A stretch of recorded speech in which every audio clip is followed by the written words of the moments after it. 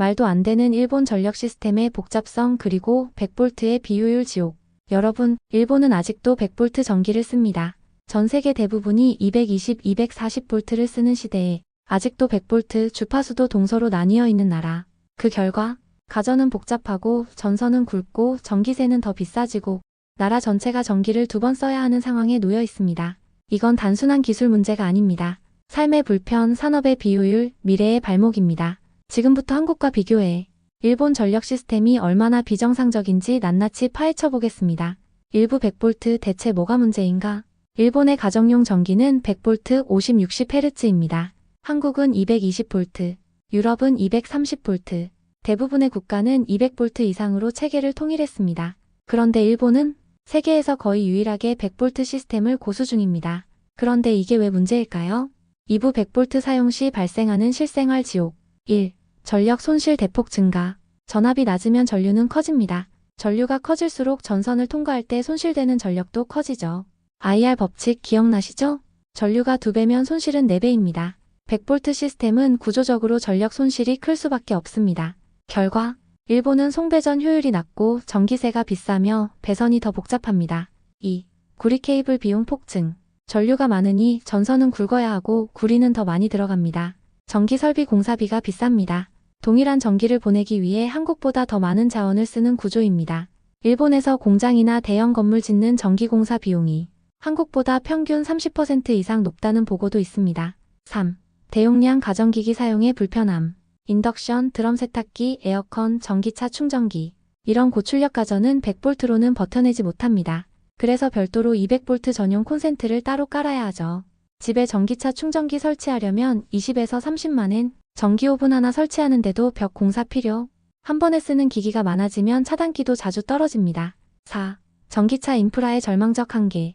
한국은 220V 표준 콘센트만 있어도 전기차 충전이 느려도 어느 정도는 됩니다. 일본은 100V로 충전하면 30시간 이상 걸립니다.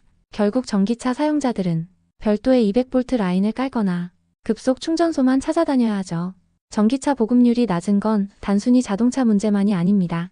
전력 인프라의 구조적 한계 때문입니다. 5. 산업 경쟁력 저하.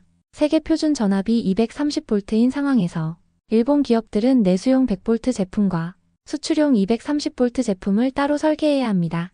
설계 복잡성, 부품 다양화, 가격 상승. 이게 바로 일본 가전제품이 비싸고 경쟁력이 떨어지는 이유 중 하나입니다. 실제로 삼성 LG가 유럽 가전 시장을 장악하는 동안 일본 브랜드는 점점 사라지고 있습니다. 6. 해외여행객의 불편. 일본에서 네드라이어가 왜 안 켜져요? 이유는 간단합니다. 대부분의 해외 가전은 220V 전용. 일본은 100V라서 아예 켜지지도 않고 억지로 꽂으면 고장납니다. 여행객이 일본에서 변압기 없이 가전 쓰는 건 거의 불가능하죠. 3부 주파수까지 2개라니 더 혼란스러운 일본. 자, 이제 일본의 주파수 문제로 넘어가 봅시다. 일본은 동쪽이 50Hz, 서쪽은 60Hz입니다. 이유는 단순합니다. 메이지 시대에 독일에서 들여온 발전기가 동쪽에, 미국에서 들여온 발전기가 서쪽에 깔렸기 때문입니다. 이후 100년이 지나도록 바꾸지 않았습니다. 이로 인한 문제점?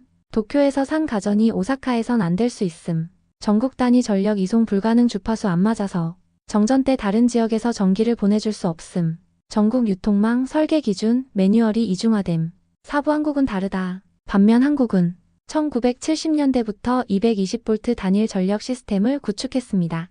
110V를 쓰던 과거에서 완전히 벗어나 고출력 가전, 공장 자동화, 신재생 에너지 등 모든 분야에서 효율적으로 움직이는 국가가 되었죠. 국민 입장에서도 전기차 충전, 에어컨 설치, 인덕션, 전기보일러 사용이 모두 편합니다.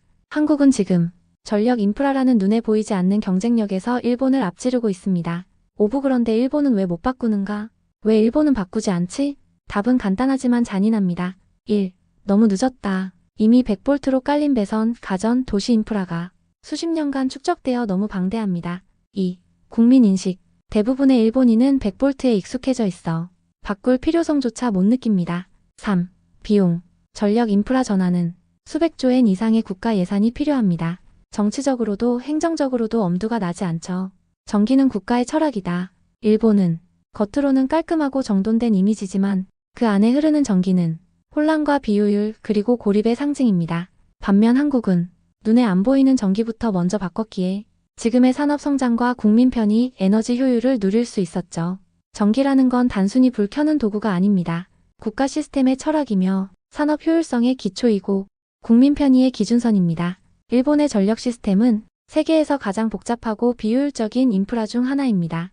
오늘 영상이 유익하셨다면 좋아요, 구독, 그리고 알림 설정까지 부탁드립니다. 다음 영상에선 일본보다 더 충격적인 미국 전기 이야기도 준비되어 있으니 기대해주세요. 여러분, 전기는 높을수록 좋습니다. 전압도, 인식도.